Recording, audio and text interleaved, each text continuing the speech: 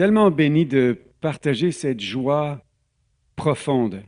Et quand on parle de ça, plusieurs se demandent, mais est-ce que ça va être vraiment, on va entendre parler, réjouissez-vous toutes les semaines, la joie de cette façon-là un peu superficielle. Et justement, c'est pas ce qu'on croit. On croit que la joie n'est pas quelque chose de facile et de superficiel. Alors oui, je commençais l'année avec cette petite phrase catchy. Là, nous, on aime ça dans le milieu évangélique, les petites phrases catchy. Ta pression 2025 devient ton onction 2026. Alors c'est vrai, quand j'ai mis ça sur Facebook, j'avais beaucoup de likes.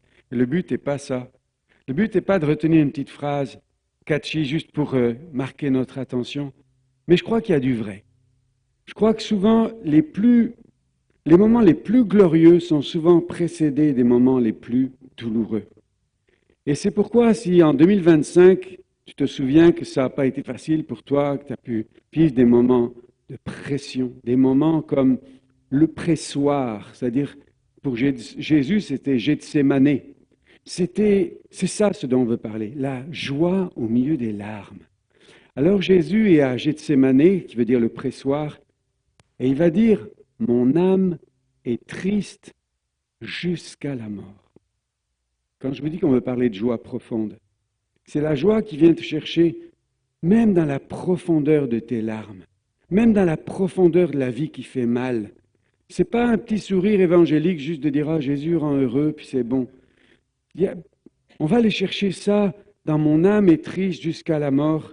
Et pourtant, Jésus, à ce moment-là, en vue de la joie qui lui est réservée, est capable de dépasser la souffrance du moment et se dire « Mais je sais le fruit qu'il y a après. C'est qu'après, je vais être dans l'éternité avec tous ceux qui acceptent que je les aime, que je sois mort pour eux sur cette croix. Et tous ceux qui vont l'accepter vont être avec moi. Et me voici, Père, et tous ceux que tu m'as donnés. » Et à cause de cette joie que Jésus avait, parce qu'il était capable au-dedans de son cœur et de sa tête de voir au-delà de la douleur des circonstances, en vue de la joie qui lui était réservée, il a traversé cette épreuve. Il a regardé la croix comme moins que ce que c'était. Et il a pu dire, non ma volonté, mais ta volonté au moment du pressoir.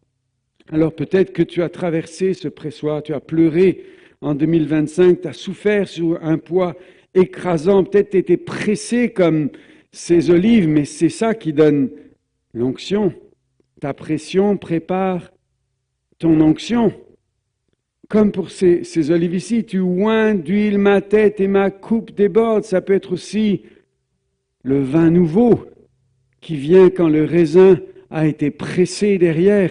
La joie du vin nouveau vient derrière. Alors, avant d'aller plus loin, je vais inviter chacun ici à fermer les yeux et penser en 2025 ou ces derniers temps, c'est quoi les moments qui ont été les plus grandes joies, qui ont été baignés de larmes, mais aussi peut-être les moments les plus douloureux. Et pendant ce temps, Estelle va jouer.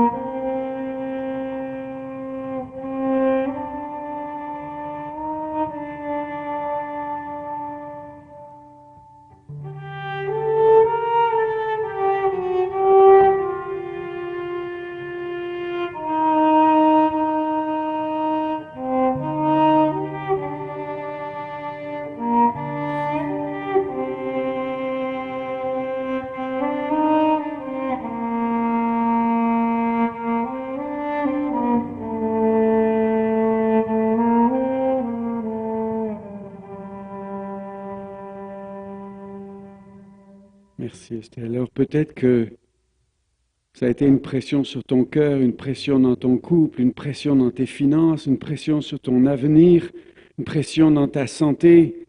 La vie t'a fait mal. Et on parle ce matin de la joie au milieu des larmes. On demandait un jour, un monsieur appelle l'abbé Pierre, un des prêtres les plus connus de l'histoire en France du siècle dernier. On a appris après sa mort des choses qui sont tristes, mais ça n'enlève pas qu'il a fait des belles choses aussi. Et un jour, ce monsieur est au bord du suicide et il l'appelle, lui dit, écoutez, je vous appelle parce que je ne vois pas à quoi ça me sert de vivre. Est-ce que vous pourriez me dire les plus grandes joies de votre vie avant que je commette cet acte irréparable? J'ai besoin de sentir de l'espérance. Il a donné rendez-vous et l'abbé Pierre ne racontait que des histoires. Il ne savait pas quoi dire. Ce qu'il dit, j'ai jamais connu vraiment la joie simple, la joie pleine, sans rien autour, ou très peu durant mon adolescence. Mais il commence à penser à cette maman qui était au bord de la rivière, qui a failli se jeter à l'eau parce qu'elle n'avait plus rien. Il venait d'être mis dehors d'un logement. Elle avait ses 2 enfants et elle venait d'apprendre qu'elle en attendait un 3e et elle n'arrivait pas à nourrir ses enfants. Elle a décidé de se jeter avec ses enfants dans le canal et son mari la cherche partout et il vient chercher l'abbé Pierre et ils vont chercher cette femme. Il la rattrape, il la ramène. Puis avec tous les chiffonniers de l'œuvre où ils étaient, Emmaüs, ils ont construit un petit logement pour cette famille. Et il dit d'aller chercher cette femme au milieu des larmes et de lui offrir quelque chose qui fait que ça lui donne de l'espérance pour vivre. Ça, c'est la plus grande joie. Et il n'avait que des histoires baignées de larmes dans lesquelles la joie jaillissait. Et tu vois, c'est pourquoi je veux te dire, ta pression 2025 prépare ton onction 2026. Ces moments de douleur que tu as connus, ça te prépare pour autre chose. La joie au milieu des larmes. La joie au milieu des larmes.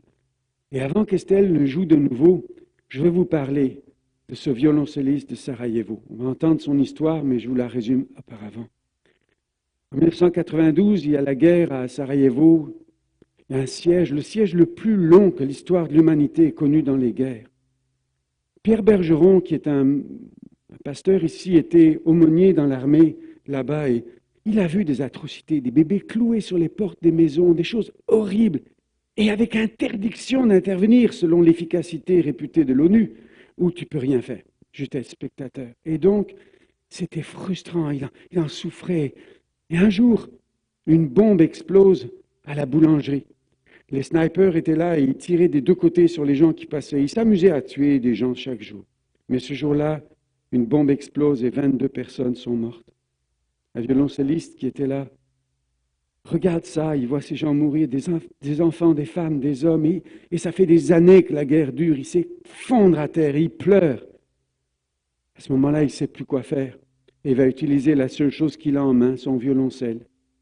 Et pendant 22 jours, pour célébrer la vie de chacune des 22 victimes, il va venir jouer à Sarajevo de son violoncelle. Une mélodie qui semble un peu triste, mais qui nous parle d'un acte de résistance, d'une mélodie de résilience, d'une déclaration d'espérance que la mort ne triomphera pas dans cet endroit-là. Ça, il voulait célébrer la joie profonde.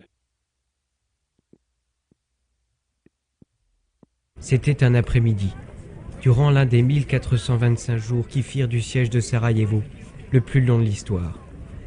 Les maisons étaient détruites les unes après les autres, et quand la population ne mourait pas de faim, elle mourait par les balles. Lorsque Vedran Smailović entendit l'explosion d'une bombe et qu'il regarda par la fenêtre, il s'écroula au sol, pleurant de désespoir. La bombe venait de tuer 22 personnes, hommes, femmes et enfants. Il se sentait impuissant. Que pouvait-il bien faire? Il n'était pas soldat, il ne savait même pas manier une arme. Il n'était pas politicien, il ne pouvait donc pas négocier non plus. Il était musicien. Alors il fit la seule chose qu'il pouvait faire. Il alla chercher son violoncelle, se mit dans le cratère qu'avait creusé la bombe et se mit à jouer, seul dans la rue, à la merci des combattants ennemis. C'est vrai, je ne suis ni dans le cratère d'une bombe ni à la merci de quiconque, mais je voulais lui rendre hommage de la même manière qu'il l'a fait pour les 22 victimes tuées ce jour-là, en lui jouant un peu de musique. Pendant 22 jours, il resta là, assis sur son tabouret à faire résonner son air de violoncelle dans les ruines de cette rue. Puis il continua jour après jour, durant tout le siège. Il a montré au monde, il m'a montré à moi, que le courage ne tenait pas qu'à la force et qu'un violoncelle était sans doute bien plus fort qu'un fusil. Et voilà ce qu'il a joué.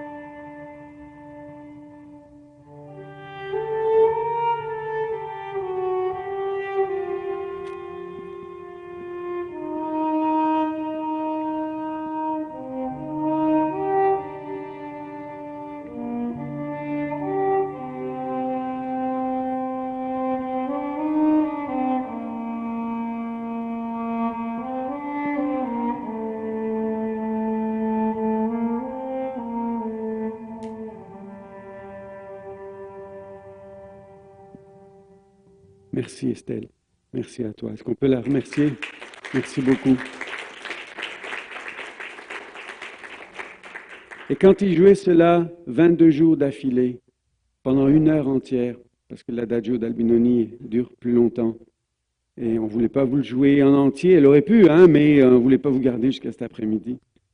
Quand il jouait cela chaque jour, les snipers eux-mêmes, qui au départ voulaient le tuer, n'arrivaient pas. C'est demain.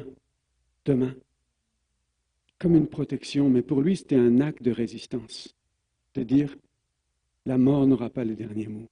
Cette musique semble triste, c'est une musique de ruines. C'est une musique qui a été retrouvée dans les ruines d'une ville, Dresde ou Brême en Allemagne. Dresde. Et donc, elle a été retrouvée dans les ruines après la Seconde Guerre mondiale, dans cet endroit-là. Mais c'est une musique qui dit, ça ne restera pas en ruine. Ta vie ne restera pas en ruine. Ton couple ne restera pas en ruine. La situation difficile que tu as traversée ne restera pas en ruine. C'est une musique de résilience. C'est une déclaration. Nous sommes des veilleurs d'espérance et la mort n'aura pas le dernier mot. C'est ce que nous disions récemment, la joie là où on ne l'attend pas.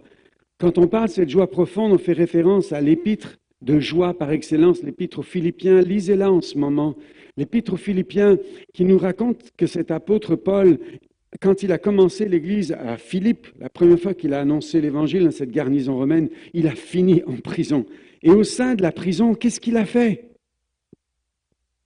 Il a posé un acte de résistance, une musique de résilience. Il a commencé à chanter. Il n'attendait pas d'être délivré pour commencer. Il a commencé à chanter là où on n'attend pas du tout un chant. Il a pris une position. La mort n'aura pas le dernier mot. L'espoir est encore là. Il est devenu un veilleur d'espérance. Il nous a montré le chemin pour montrer la résilience, la joie au milieu des larmes.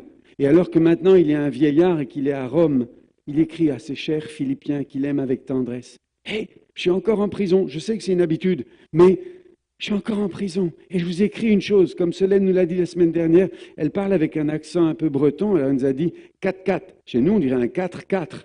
On fait les mots entiers. Hein, un 4-4. 4 par 4, à chaque région a ça. Mais rappelez-vous, Philippiens 4-4 nous disait Solène, réjouissez-vous toujours dans le Seigneur. N'attendez pas que la joie vous rencontre, allez à la rencontre de la joie. Même dans les moments les plus difficiles, la joie là où on ne l'attend pas, elle est là. Il suffit simplement qu'on aille l'éveiller et elle est là. Je voudrais nous parler d'un autre événement récent. Le 7 octobre 2023, l'événement le plus terrible pendant le festival de Tribe of Nova, des centaines de gens ont été assassinés. Des terroristes du Hamas, qui ne sont pas le peuple palestinien normal, c'est des fous, cruels, sont allés commettre des actes affreux dans cet endroit-là. Et je lis des livres, je vois le film qui s'appelle We Will Dance Again. Si vous avez du courage, vous regardez ça, si vous êtes des âmes sensibles, abstenez-vous. Mais même les livres qui racontent ça, c'est tellement affreux. Les femmes violées plusieurs fois, à la fin, quand elles sont violées, on met un pistolet dans l'utérus, on les tue comme ça, puis on déchire les bébés. Je vous dis, c'est des horreurs constantes. C'est affreux ce qui s'est passé là. Des centaines de morts, il n'y a pas longtemps. Des gens, des foules, des gens emportés en otage, les otages livrés pour la plupart en cadavres. Mais au milieu de ce désastre-là, quand la vie fait mal, au milieu de cet endroit-là, vous savez le message qui est ressorti? Dès les jours qui suivaient, un tatou arrivait. Ce tatou a été traduit ensuite sur des t-shirts. We will dance again. We will dance again. Un acte de résistance. Une musique, une danse de résilience à ce moment-là. Un message d'espérance pour l'humanité. C'est pour ça que dans ce que nous vivons, nous pouvons apprendre que la joie profonde, c'est au moment où mon âme est triste jusqu'à la mort, que je peux avoir les yeux sur la joie qui m'attend, parce que we will dance again. Et quelle puissance quand ces jeunes en ce moment en Israël disent partout et portent ces badges ou ces tatous. Les tatous sur les avant-bras, c'est partout en ce moment. We will dance again, we will dance again, we will dance again. La mort n'aura pas le dernier mot. Et tout ça tellement puissant. Comme David. Un jour, David, dans la Bible, il est poursuivi par Saül et toute son armée. Et il se cache dans une grotte, il est dans une caverne. Et au moment là où c'est la nuit, et il dit simplement, réveille-toi, mon luth. Je réveillerai l'aurore. Je ne vais pas attendre que la nuit passe, que les jours sombres passent. C'est moi qui vais aller réveiller l'aurore pour dire à la nuit, tu n'auras pas le dernier mot. Et je vais prendre une mélodie et je vais chanter avant la délivrance. Et mes amis, c'est à ça que je veux nous inviter. Je veux nous inviter à être ces hommes et ces femmes qui ne dépendent pas des circonstances, mais qui chantent avant la délivrance, au point du jour, où on invite le jour à venir briller à nouveau et on ne laisse pas la nuit triompher. Et enfin, mon dernier exemple contemporain, ça se passe ici en Iran dans lequel cette jeune femme, Mahsa Amini, a été assassinée, tuée dans un commissariat parce qu'elle ne portait pas le voile comme il fallait en 2020 ou 2021. Suite à cela, il y a ici Shervin, c'est un chanteur iranien qui a chanté un chant qui dit Baraye. Baraye, ça veut dire à cause de, toutes les causes qui sont là, pour la cause de la liberté. Baraye Azadi, pour la cause de la liberté, mais aussi pour la cause des petites filles qui vont être embrigadées, des petits garçons qui ne peuvent pas vivre, des femmes qui sont frappées, battues, violées, pour la cause même des animaux qui sont supprimés, même des chiens dans les rues. Pour la cause de la liberté dans un pays terroriste, on veut que les choses changent. Et ils chantaient cela. Ils chantaient ça.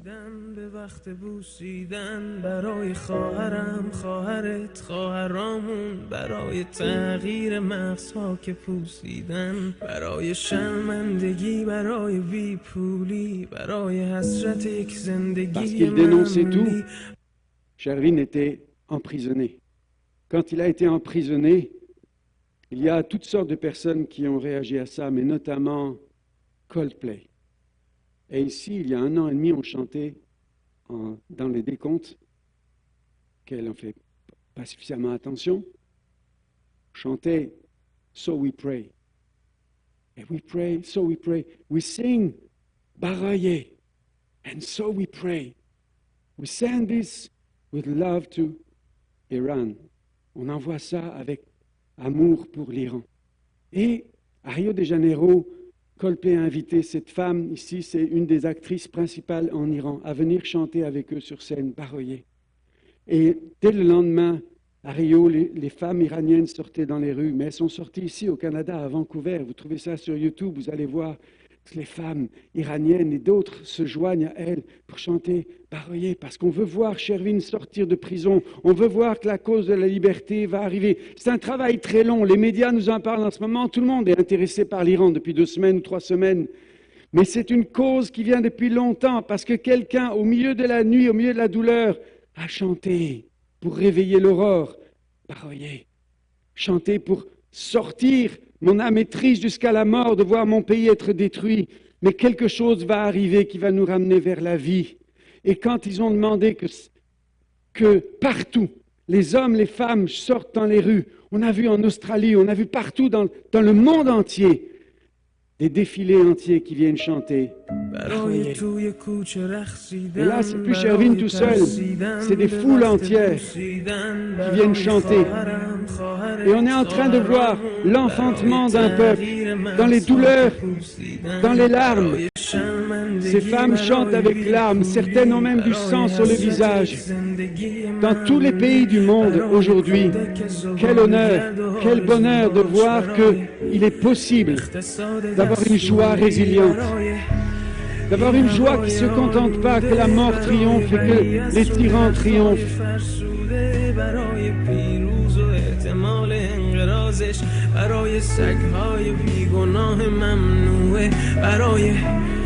گریه های بی وقفه برای تصویر تکرار این لحظه برای چهره ای که میخنده برای دانش آموزا برای آینده برای Seigneur, je prie pour l'Iran, pour que cette nation soit enfantée. Entends les cris des hommes, des femmes partout sur la terre qui te demandent un temps nouveau, un jour nouveau. Oui, l'enfantement se fera dans la douleur, mais il se fera au nom de Jésus-Christ. Amen. Parce que la femme, lorsqu'elle enfante, nous dit Jésus, elle éprouve de la tristesse. Et il y a des larmes, et il y a beaucoup de larmes. Et quand je regarde ces vidéos, que je vois ces mouvements à la télévision et partout dans le monde entier, pour moi, le royaume de Dieu, c'est cela. C'est un peuple qui connaît la liberté. L'Esprit du Seigneur est sur moi, nous dit Jésus, car il m'a oint pour libérer les captifs de leur cachot, de leur prison. Et il y a un peuple aujourd'hui qui est en train de venir de la souffrance à la joie, de la mort à la vie. Elle ne se souviendra plus de la souffrance à cause de la joie qu'elle a de ce qu'un homme est né dans le monde. Iran ne se souviendra plus de la souffrance à cause de la joie qu'un peuple nouveau dans la liberté va venir dans ce monde. Et on salue ce matin la présence d'un couple iranien qui sont là, qui nous visitent. Que Dieu vous bénisse tous les deux et qui bénisse votre peuple. Frères et sœurs, pardon, excusez-moi. Ça ressemblait à un couple, alors c'est pour ça que j'ai dit ça, mais merci. Soyez les bienvenus parmi nous. Soyez les bienvenus. Oui, merci. C'est une joie de prier pour vous.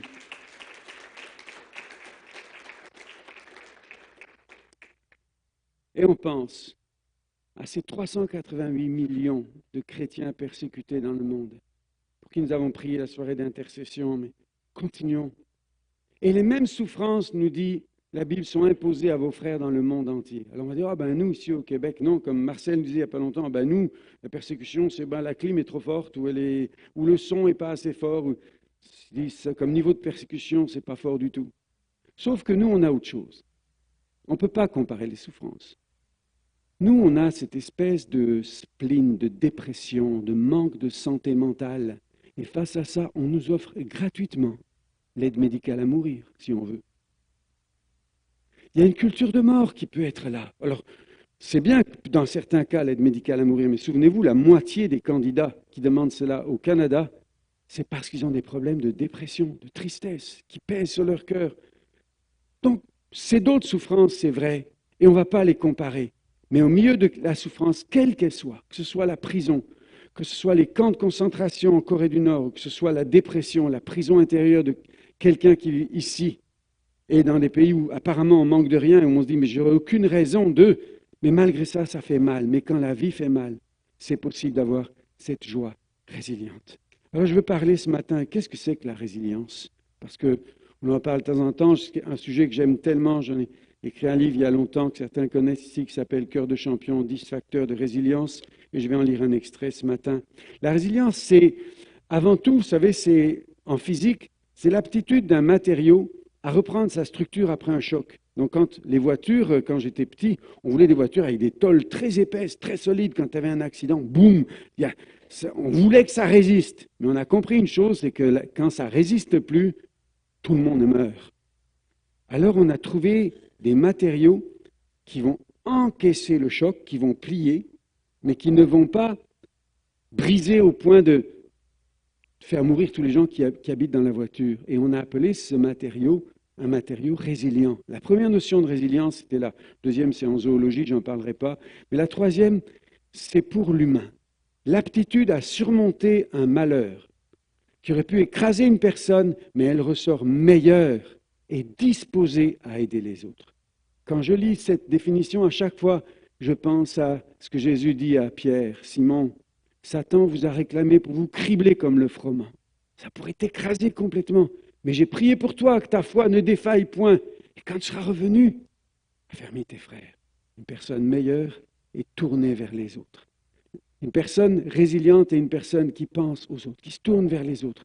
Une personne qui va utiliser ses cicatrices pour les partager comme un instrument de compassion et de guérison avec les autres. Ça, c'est la belle résilience. La résilience, nous dit Boris Cyrulnik, le psychologue et écrivain qui a écrit les premiers livres sur la résilience, il dit c'est le ressort de ceux qui, ayant reçu un coup, peuvent le dépasser. Alors, pour Isabelle. Such a feeling's coming over me. There is wonder in most everything I see.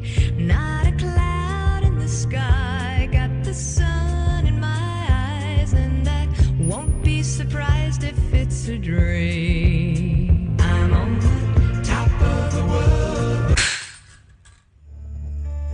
This is the end. C'est la fin. Beautiful friend. This is the end.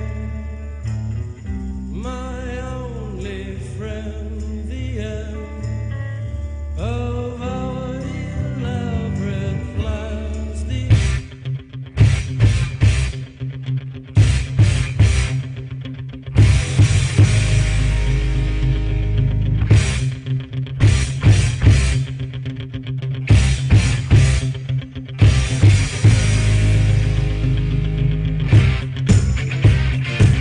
Malheur qui aurait pu écraser une personne, mais elle en ressort meilleure. Chaque fois que je parle sur la résilience, Isabelle me dit « Tu vas montrer la vidéo de la petite souris ?» Alors là, je lui ai dit « Non, coup de là, je ne la montre pas. » Oh, j'ai dit « Pour toi, ma chérie, je vais craquer. Tout le monde va subir une minute. Pour toi, ma chérie. » Mais j'ai remarqué que quand j'enseigne sur la résilience, les gens qui oublient le concept résilience, quand ils m'en parlent, ils me disent « Tu sais ton message sur... » la petite souris. Alors je dis, bon, je vais laisser la petite souris, on va se souvenir, peut-être pas de la résilience, mais de la petite souris. La résilience, on a commencé à en parler lorsque dans les camps de concentration de la Seconde Guerre mondiale, certaines personnes se voyaient en dehors du camp et imaginaient leur avenir. Je vais retrouver ma fiancée, je vais avoir des enfants, on va déménager dans tel endroit, je vais trouver tel travail, on va prospérer. Et les personnes qui commençaient à se voir en dehors du malheur étaient des personnes qui sont devenues résilientes. Une d'entre elles, Geneviève de Gaulle, la petite nièce du général de Gaulle, sortie des camps de concentration, a dit ceci: « Beaucoup de mes camarades sont sortis des camps de concentration plus fortes et plus humaines. Tu ressortiras meilleure et disposée à aider les autres, plus forte et plus humaine. Au moment où on est en train de flancher, une main vous reprend. C'est comme cela qu'on survit. Et nous devenons des veilleurs d'espérance en ce monde. » Elle a tout compris. Elle a tout vécu. Elle a tout compris. Satan vous a réclamé, vous criblez, mais quand tu seras sorti, tu deviens un veilleur d'espérance pour ce monde. Alors c'est ça la résilience. C'est, comme disait George Fisher, l'épreuve, quand on l'a surmontée, change le goût du monde. J'aime les gens cicatrisés. Quand on dîne ensemble les premières fois, ceux qui l'ont fait avec moi, vous le savez, que je vous pose des questions. C'est quoi les 2-3 choses dont tu as été le plus fier dans ta vie? Puis raconte-moi tes 2 vallées les pires. Qu'est-ce que tu as appris? Comment t'en es ressorti? Parce que pour moi, sortir de la vallée, la résilience, c'est ça qui rend un humain fiable, beau et magnifique. C'est ce magnifique film dont je ne montrerai pas l'extrait ici, La vie est belle, qui raconte la résilience. Et justement, il le fait au travers de la joie. Il a utilisé le camp de concentration avec cette histoire d'un papa qui apprend à son fils à survivre dans un camp de concentration en lui disant que c'est un jeu. Et on a utilisé la joie, l'humour dans des circonstances les plus difficiles. C'est ce que j'appelle la joie profonde. La joie profonde. Cette femme, Meshidia, on ne va pas écouter son entrevue, parce que sinon ça fait trop long, tes vidéos, mais Meshidia, qui est une femme qui, à Beyrouth, 25 septembre 2005, c'est une présentatrice du journal télévisé la plus connue dans le pays. Elle est victime d'un attentat. Elle a parlé librement des auteurs présumés de l'attentat du Premier ministre Hariri au Liban, et alors on le lui fait payer. Alors qu'un soir, elle fait un détour vers un monastère pour aller prier, elle croit en Dieu, avant d'aller manger chez sa maman en famille, il y a un terroriste qui place un explosif sous son siège. Son véhicule explose, elle perd son bras, sa jambe. Après 26 opérations en France, et elle est coquette, donc quand il lui donne une prothèse, elle ne va pas tout à fait, elle dit « j'ai pas envie de sortir là comme une boiteuse ». Non, tu vas sortir là comme une personne qui n'a plus de jambes. Mais elle veut quand même que la jambe qu'on lui donne fit bien avec qui elle est. Alors elle, non, non, je veux une autre, etc. Et puis elle sort, et un jour, elle décide que maintenant elle est prête. Elle retourne au Liban, elle reprend son travail journal télévisé, habillée avec la même robe qu'elle a eue le jour de l'attentat. Elle vient à la même voiture, elle a demandé le même numéro d'immatriculation et elle a le même invité ce jour-là pour dire aux assassins, vous ne m'avez pas eu. Vous avez manqué votre coup. La vie triomphera et le ciel m'attendra. C'est pourquoi elle... On ne va pas regarder ça, mais le ciel m'attendra. Si vous ne savez pas quoi lire quand vous avez une semaine de vacances ou quand vous êtes... Ah, c'est un super livre, gratuit à la Bibliothèque Sainte-Julie en plus. Un super livre, un très beau témoignage. Mais ce qu'elle pouvait dire se traduit dans les psaumes par « Tu me poussais pour me faire tomber, mais le Seigneur m'a secouru. Je ne mourrai pas, je vivrai, je raconterai les œuvres de l'Éternel. » Tu te rappelles de tes larmes en 2025 ? Mais tu dis simplement à ton ennemi « Tu me poussais pour me faire tomber, mais le Seigneur m'a secouru. Je ne mourrai pas, je vivrai, je raconterai les œuvres de l'Éternel. Ne te réjouis pas à mon sujet, mon ennemi, car si je suis tombé, je me relèverai. Même si tu as chuté en 2025, même si tu as honte de ta vie, il est le Rédempteur. Si tu dis, je suis assise dans les ténèbres, le Seigneur sera ma lumière. » C'est un temps de grâce. Ta pression 2025 devient ta joie et ton onction en 2026 parce que tu comprends la résilience et c'est absolument magnifique. Je veux donc parler ici des cœurs de champions. Pour moi, les cœurs de champions dans l'Église ne sont pas les prédicateurs, ne sont pas les directeurs de louanges, ne sont pas les petites vedettes, les petites stars du ministère, les stars des estrades. C'est autre chose que les champions d'estrade qui font des effets de scène. Pour moi, je fais partie de ceux qui croient qu'on doit avoir des églises de cœurs de champions. Mais ils sont parmi nous. Vous savez, le premier jour où Alain, après 40 jours d'hôpital, est venu, était assis ici. Et quand tu as la joie de revivre dans la maison de Dieu, il vient avec les larmes à la fin de la réunion pour me dire, je me sentais tellement bien, le Seigneur m'a accueilli ici. 40 jours, souvent des moments tout seul, des moments où on peut se sentir oublié ou négligé. 40 jours, merci Lucie, tu as montré ce qu'est une épouse, tu as été vraiment absolument admirable. Vous m'avez tellement inspiré tous les deux dans ce moment-là. Alors oui, nous on a fait des petites tablettes de chocolat, oui, on a fait des petites visites, oui, on a fait des petits dialogues, des petits appels téléphoniques, mais vous êtes des héros, vous êtes des champions. Un champion, c'est facile d'être champion avec un micro, mais ce que vous avez été, vous avez démontré la résilience, vous avez démontré les cœurs de champions. Et ça, je trouve ça admirable. Et ils méritent d'être applaudis comme des cœurs de champions. Réellement, réellement. Et quand Alain était là et que les larmes de joie, ça fait tellement de bien d'être dans la maison du Seigneur, il pleurait avec joie. Je dis, voilà, c'est ça. C'est ça ce que l'on veut vivre. C'est ça, quand on parle de joie profonde, on est là. Ça, c'est un exemple. Et je pourrais parler de Linda qui nous suit en ligne ce matin. Elle est malade, c'est pour ça qu'elle ne peut pas être là. Elle en parlera elle-même bien mieux que moi le 8 mars, journée des femmes. Je pourrais parler de Marie-André qui est là. Je pourrais parler de Joanne qui est là. Ces femmes qui, traversant les cancers qu'elles ont connus, avec une joie. Elle allait à l'hôpital. Marie-André, c'est toi qui allais à l'hôpital en vélo? C'est ça? En vélo, à combien de kilomètres? Moi, en pleine santé, pourtant je m'exerce toujours, je ne fais pas 38 km en vélo, mais avec cancer, elle fait 38 km et dans la joie. Ces trois femmes, mais ça, c'est des cœurs de champions. Ça, je m'incline devant. C'est absolument magnifique. Vous savez, ces cœurs de champions, ils sont parmi nous. Il suffit juste qu'on leur permette de venir raconter leur histoire. Pour ça, ils vont le faire encore et encore et encore. Et il y en a tant d'autres parmi nous, des fidèles, des cœurs de champions qui servent fidèlement. Marcel a été là la première fois où à Sainte-Julie, on a loué le Seigneur chez l'huissier, au-dessus du bâtiment, c'est ça, le constructeur, des années. Elle en a vu passer des gens, des étoiles filantes, mais elle est restée. Ça, c'est un cœur de champion. Parce qu'un champion, ça ne se voit pas sur la ligne de départ. Hein. Ils sont beaux, les coureurs de marathon, sur la ligne de départ. C'est quand ils sont sur la ligne d'arrivée, qu'ils sont boueux, qu'ils ont traversé tellement de choses. Mais c'est sur la ligne d'arrivée qu'on voit les cœurs de champion. Bravo, Marcel, pour ta fidélité toutes ces années. Et on en a beaucoup parmi nous, des cœurs de champion. Et pour moi, c'est cela que je veux souligner. Mais je ne peux pas ne pas vous parler d'Isabelle. Alors, ce n'est pas la mienne, ce n'est pas Isabelle. Mon épouse, c'est une autre Isabelle, toute nouvelle convertie à Montpellier, qui se convertit, puis là, elle apprend qu'elle est enceinte.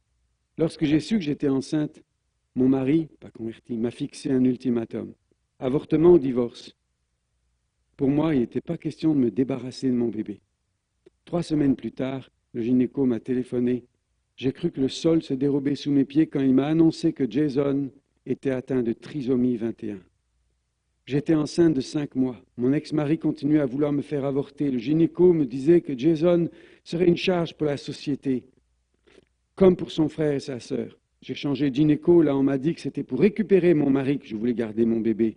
Mais une semaine avant d'accoucher, on m'a encore proposé l'avortement thérapeutique. Heureusement, mon médecin de famille m'a soutenu et encouragé dans ce parcours. Ma grossesse était différente. Je commençais à regarder les autres bébés en me demandant comment allait être le mien. Je disais à Dieu que les enfants devaient être une source de joie, non de tristesse. J'enviais les autres mamans qui n'avaient pas ces soucis, tout en essayant de profiter de ce petit bout qui faisait des galipettes dans mon ventre. L'avantage d'avoir été prévenu avant la naissance m'a permis d'apprendre à accepter, à aimer mon bébé, de m'accrocher à Dieu de toutes mes forces, d'espérer jusqu'au bout. Et je ne suis pas déçu. Médicalement, j'ai été très suivi. J'ai souvent prié avec les membres de l'Église et le bébé a reçu de multiples guérisons au niveau des intestins, du cœur, puis du cerveau, où il manquait le corps calleux qui relie les hémisphères du cerveau. Le jour de sa naissance, Jason était attendu par tout le personnel. Le pédiatre était surpris de voir à quel point il était tonique. À l'âge d'1 an, on a découvert qu'il avait une leucémie. De nouveau, j'ai cru à une mauvaise blague. Nous sommes restés quelque temps à l'hôpital. Le traitement a continué à la maison avec des allers-retours à l'hôpital 2 fois par semaine jusqu'à une première émission. Cela a duré 5 mois. Pendant ce temps, la vie continuait. Les grands allaient à l'école. Je les rassurais quant à l'état de santé du petit frère. Parallèlement, je reprenais des études pour trouver un emploi puisque son mari l'avait quitté maintenant. Une maman avec 3 enfants en bas âge qui doit reprendre des études. Ça, c'est le cœur des champions. Au mois de juin, au moment de mes examens, les médecins se sont aperçus que Jason faisait une rechute de leucémie. Puis il a eu aussi cancer du cerveau quelques temps après. Malgré tout, avec leur accord, j'ai décidé d'emmener les enfants en vacances. On a fait plus d'hôpital que de camping. J'avais du mal à me tourner vers Dieu, à lui faire confiance. Et lors d'une prédication, j'ai compris que je devais lâcher toutes les rênes de ma vie, même Jason. Ce jour-là, j'ai fini par tout lâcher. Jason a dû être rapatrié sur Montpellier. La leucémie était de plus en plus forte, les séjours à l'hôpital plus longs. La nuit, je devais le laisser seul dans la chambre stérile. J'attendais qu'il s'endorme, mais c'était difficile de le voir souffrir, d'être impuissante. Il était dans un service où le soir, on entend d'autres parents pleurer et on espère tous les jours, c'est pas son enfant qui va s'en aller. Et un jour, en arrivant, le médecin m'a pris à part pour me dire que Jason était tombé dans le coma, qu'il ne passerait probablement pas la nuit. Et moi, je me souviens. Elle était à l'hôpital de Bordeaux en France. Moi, j'étais à un petit village en vacances pas loin de Bordeaux. Et on s'est téléphoné. Et là, j'ai dit, écoute, on se met en prière. On suppliait le Seigneur. Qu'il se passe quelque chose. Elle me dit, elle l'écrit. J'ai téléphoné au pasteur, une chaîne de prière s'est mise en place. Et le soir, Jason s'est réveillé. Dieu me l'a laissé. Pendant tout ce temps, Jason gardait le sourire. Et il est devenu le chouchou des infirmières. Cela m'encourageait aussi. Dans les temps qui suivaient, j'ai vu Isabelle, cette maman, venir dans les nuits de prière. Elle dansait, elle était heureuse, un sourire, elle adorait Dieu. Je disais, Isabelle, c'est extraordinaire ton attitude. Ça, c'est un cœur de champion. Je suis fier d'une femme comme toi, tu ne peux pas imaginer. Et elle me dit, tu sais pourquoi je fais ça? Parce que la joie du Seigneur me donne des forces. Et il n'y a que ça qui me permet de tenir le lendemain avec les 2 enfants, le travail, Jason, les études, les défis financiers, les déménagements de la petite maison où on est. La joie du Seigneur fait ma force. Et elle a grandi. Elle a grandi. Elle est devenue leader d'un groupe de maisons dans l'église, puis elle est devenue leader. Et je continue à être ami avec Jason, qui est là sur la photo. Mais l'année dernière, j'étais tellement heureux de voir Jason prendre son baptême et de voir un cœur de champion fabrique des cœurs de champion. Béni soit Dieu. Et il y en a parmi nous. Et c'est ça que j'aime. C'est ça que j'aime lorsque je pense à ce jeune homme ici, Rick Hoyt. Je ne vais pas vous montrer la vidéo, mais vous la trouvez sur YouTube. C'est une des plus touchantes qu'on puisse regarder. Lui, la seule chose, les Montréalais ne l'aiment pas parce que lui, il est fanatique des Bruins de Boston. Donc, mais en dehors de ça, son histoire mérite d'être écoutée, je vous assure. Mais à un moment donné, il demande à son père de faire les triathlons et des marathons, etc. Et là, c'est le moment où il rentre dans le stade. Et quand il rentre dans le stade, il a une attitude de plus que vainqueur. Dans toutes ces choses, dans tous ces handicaps, tout ce qu'il a traversé, nous sommes plus que vainqueurs. Qu'est-ce que c'est la différence entre un vainqueur et un plus que vainqueur? Le vainqueur, il est vainqueur par ses mérites. Le plus que vainqueur, il est vainqueur malgré son handicap et par le mérite d'un autre. Le mérite de son papa. Mais il sait qu'il est vainqueur. Alors il lève le bras. Parce que c'est lui qui a tenu sur son fauteuil roulant. C'est lui qui a dit à papa, on va le faire ce triathlon. Et il est plus que vainqueur. Et tu sais, toi comme moi, même si tu as pleuré, même si c'était difficile, même si tu as été déprimé, même si il y avait des pressions incroyables, on a un papa qui nous porte. Tu peux commencer à lever ton bras. Tu peux commencer à le louer parce que tu fais partie des plus que vainqueurs. Et tu vas traverser comme un plus que vainqueur. Parce que notre modèle, c'est le champion blessé, celui qui porte des couronnes d'épines. Mon âme est triste jusqu'à la mort. Et des couronnes de gloire. C'est lui.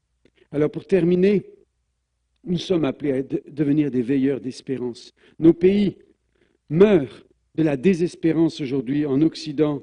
La France, le Québec, le Canada aussi, mais le Québec, je trouve, on meurt de manque d'espérance. On ne sait plus à quoi se raccrocher. Ce matin, Caroline me parlait de la génération Gen Z, la Gen Z, si on veut, qui se sent tellement seul, tellement déprimé. C'est pour ça qu'ils courent dans l'Église, comme on a déjà montré ça aujourd'hui. Mais on attend un rêve d'espérance. Et il y a eu cet homme qui a dit un jour, I still have a dream. J'ai encore un rêve enraciné dans le rêve américain. Ce rêve, c'est que fondé sur le rêve américain, qui vivra à la hauteur de son credo, que tous les hommes naissent égaux devant Dieu. J'ai un rêve que mes 4 enfants ne soient plus jugés par la couleur de leur peau, mais la teneur de leur caractère. J'ai un rêve aujourd'hui, un rêve que Jean-Baptiste va passer par là, que toute vallée sera comblée, toute montagne sera abaissée, que ce qui est tortueux sera redressé, et toute chair verra la gloire de Dieu. C'est notre espérance. C'est avec cette foi que je retourne vers le sud. Avec cette foi, nous serons capables de tailler dans la montagne du désespoir qui est devant nous une stèle d'espérance. On est là, les amis, au Québec.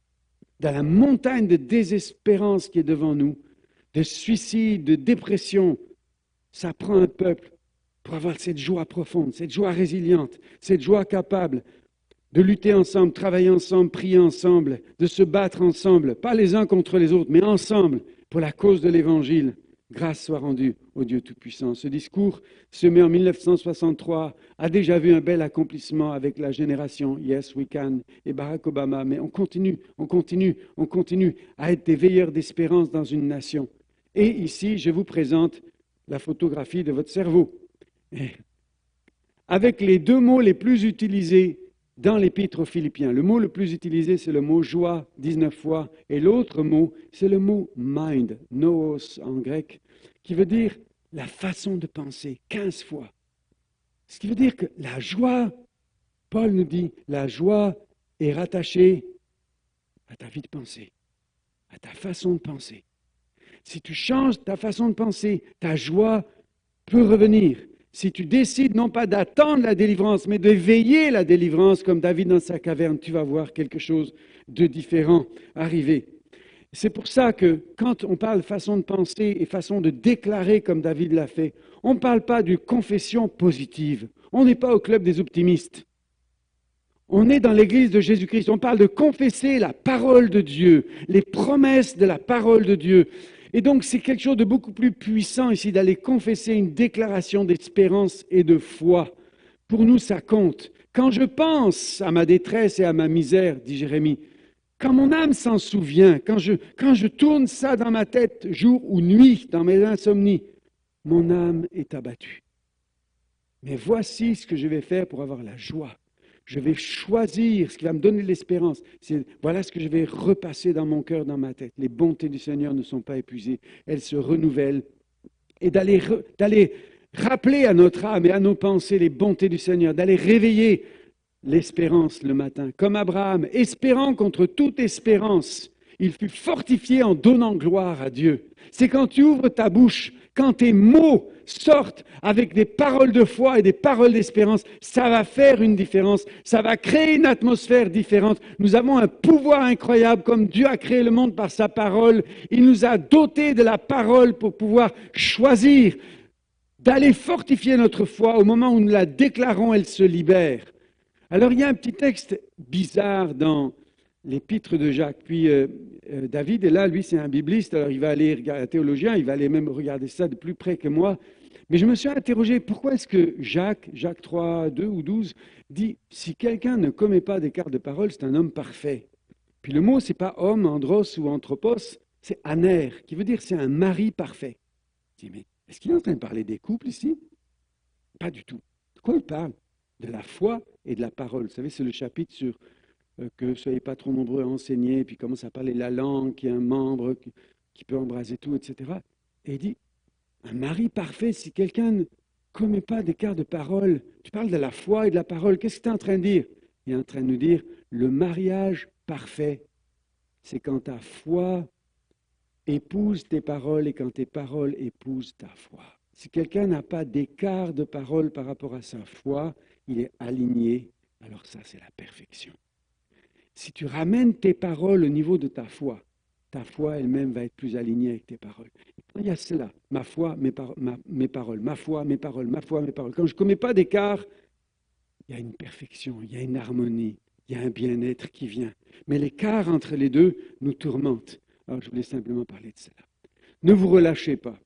Et on termine ici avec ce messager de l'espérance. Ne vous relâchez pas, mais imitez ceux qui par la foi et la persévérance héritent les promesses. Quand, en sortant de prison en 1990, après 27 longues années de privation et à la prison, Nelson Mandela affirme de nouveau son rêve de démocratie non raciale fondée sur un citoyen, un vote. Il va déclarer face à cette grande foule qui l'attend à la sortie. C'est le rêve que je chérissais quand je suis entré en prison à l'âge de 43 ans. C'est le rêve que j'ai gardé au fond de mon cœur. Le mind, voici ce que je veux repasser dans mon cœur. Il aurait eu des milliers de fois l'occasion de renoncer à ce rêve. C'est le rêve que j'ai gardé. J'ai gardé cette foi, j'ai gardé cette espérance durant toutes mes années d'isolement derrière les barreaux. C'est le rêve pour lequel je travaillerai pendant les années qui me restent à vivre. Le rêve pour lequel je suis encore prêt à mourir. Ne vous relâchez pas. Comme Wilberforce, cet homme en Angleterre qui chaque année, pendant toute sa vie, jeune homme, il était député au Parlement. Et chaque année, il amenait un projet à l'automne pour qu'on le vote. Et chaque année, son projet était rejeté. Son projet, c'était l'abolition de l'esclavage. On se moquait de lui toute sa vie. Et chaque année, il revenait. Il était ami avec le Premier ministre, M. Pitt. Mais malgré ça, ça ne passait pas. On se moquait, on disait c'est impossible, ça va nous coûter 12 milliards de livres sterling, c'est impossible, c'est trop cher, on met notre économie par terre.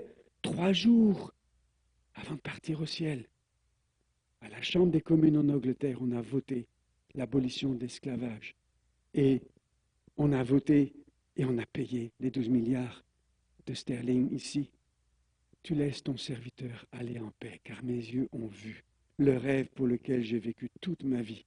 Alors mes amis, je ne sais pas ce qu'est ton rêve, je ne sais pas ton rêve pour ton couple, ce n'est pas nécessairement des grands projets, ça peut être ton rêve pour tes enfants, ton rêve, quel qu'il soit. Ce n'est pas fini, c'est pas fini.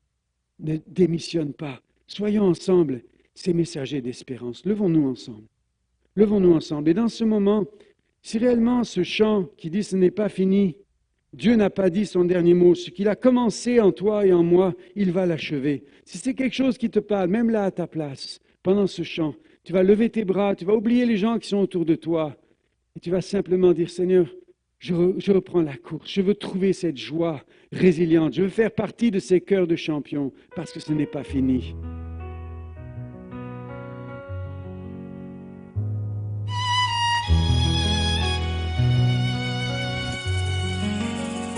Ce n'est pas fini. Élève-toi, Seigneur. Dieu n'a pas dit son dernier mot. Ce n'est pas fini. Élève-toi dans ta grandeur. Ce n'est pas fini. Élève-toi dans ta Mon histoire n'est pas à sa fin. Ce n'est pas fini.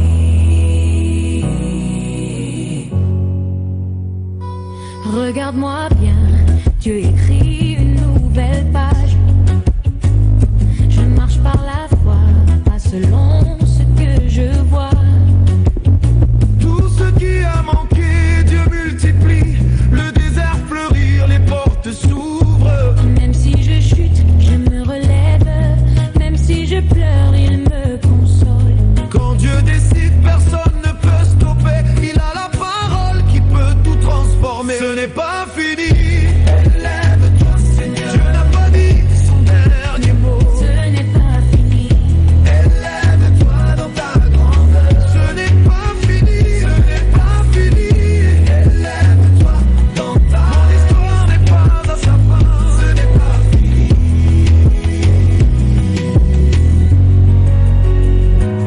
Il me protège comme la prunelle de ses yeux. Il me relève, il me garde dans les cieux.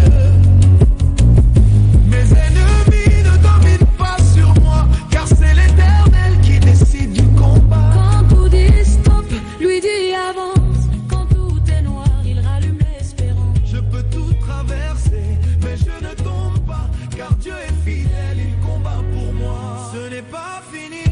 Élève-toi, Seigneur. Dieu n'a pas dit son dernier mot. Ce n'est pas fini. Élève-toi dans ta grandeur. Ce n'est pas fini. Ce n'est pas fini. Si tu crois que c'est pas fini pour toi, élève tes mains ce matin, élève tes bras vers le Seigneur et crois vraiment que la puissance de Dieu qui a ressuscité Jésus d'entre les morts est à l'œuvre dans ton corps mortel et elle te ramènera à la vie. C'est pas fini pour ton couple, c'est pas fini pour ton travail, c'est pas fini pour ton appel dans le ministère, c'est pas fini, ton chemin continue, ton histoire continue. Alléluia, nous le célébrons ensemble, ce n'est pas fini.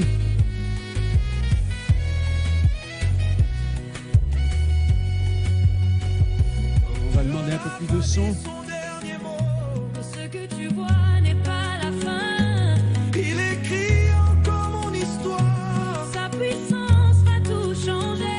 Élève-toi, Seigneur, élève-toi. Élève-toi dans ta gloire. Élève-toi dans ma vie. Ce n'est pas fini. Élève-toi, Seigneur. Dieu n'a pas dit son dernier mot. Ce n'est pas fini. Élève-toi dans ta grandeur. Ce n'est pas fini. Ce n'est pas fini. Élève-toi dans ta Mon histoire n'est pas à sa fin. Ce n'est pas fini. C'est pas fini, Alain, pour toi, c'est pas fini de faire connaître l'histoire de l'Église du Québec à travers la province. C'est pas fini les livres que tu as commencé à écrire. C'est pas fini pour toi. Seigneur, merci pour l'espérance que tu animes au-dedans de nos cœurs. Merci de venir ressusciter cette espérance pour chacun. Merci de faire couler cette onction.